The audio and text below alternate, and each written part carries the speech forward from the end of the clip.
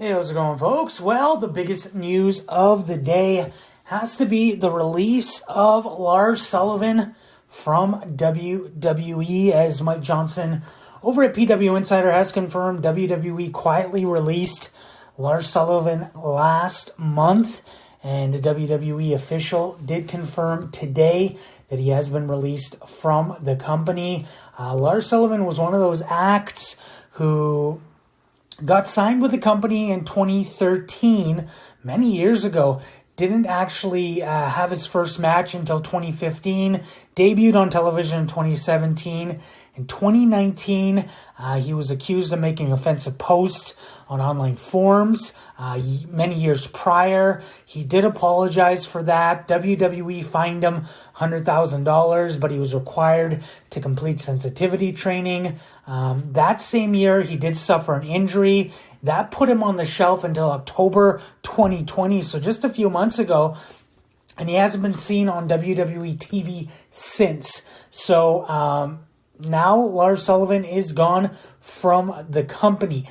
So it's interesting to see what exactly he does do next. He has been posting on his Instagram, mainly videos of him working out. He does say he does do fitness as his bio on Instagram, so maybe he'll continue to do that. Bad Bunny, a lot of talk in the wrestling world of Bad Bunny, the major music star, Latin Grammy winner, Grammy nominee, first reggaeton artist to grace the cover of Rolling Stone. He did perform at the Royal Rumble. He was at Raw this past Monday. PW Insider is reporting that the current plan is for Bad Bunny to continue to appear on WWE television and potentially have a match at WrestleMania, as there is creative pitches for him to possibly have a match at WrestleMania. This is going to be good crossover just because Bad Bunny does have that huge reach in the music world. So it's going to be interesting to see if Bad Bunny can actually go on a match. If they do it, it would make the most sense for him to team up with Damian Priest to face The Miz and Morrison. But I guess that depends on whether or not, they can make that happen. FTR, they have been pulled from AEW Dynamite this week in a storyline. They have been suspended for 1 week, so they will miss the Beach Break Battle Royal. They have been replaced by John Silver and Alex Reynolds of Dark Order. So that is something this week. Edge will be appearing on NXT this week.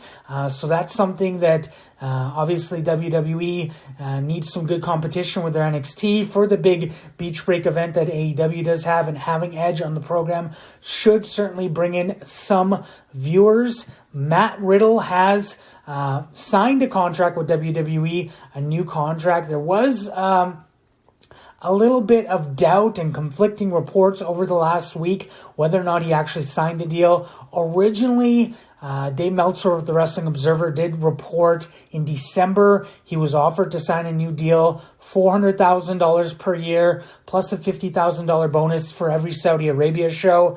That report was later confirmed by Fightful, indicating he came to terms on a new deal. This week, there was some conflicting reports and confusion over if he actually did sign a deal. Fightful is doubling down on their reports, stating that he has signed a new deal, and it's an entirely new contract, so not an extension of his current one. His current one was set to expire in August of this year, so he has signed a new contract that does run through 2023.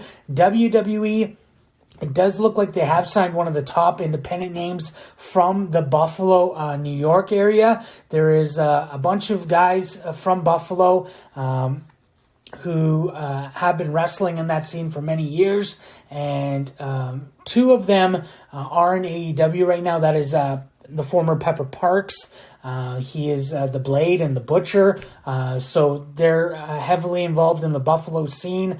Another guy is Kevin Blackwood, who has been seen on AEW Dark. And another guy is Daniel Garcia. Well, Danny Garcia did have a match on NXT last week. He did lose to Tyler Rust. And WWE today, the filing did come public that WWE filed a trademark for the name Dante Rios, which is the name he did use on NXT last week, which leads us to believe that WWE has signed him to a deal. That being said, as always, we do appreciate your support at healbynature.com. Check the website for all your daily news. If you are listening to this on YouTube, make sure you hit the subscribe button, hit that bell notification icon. If you are listening on any other platforms, Spotify, Stitcher, iHeartRadio, we do ask you to hit that follow or subscribe button.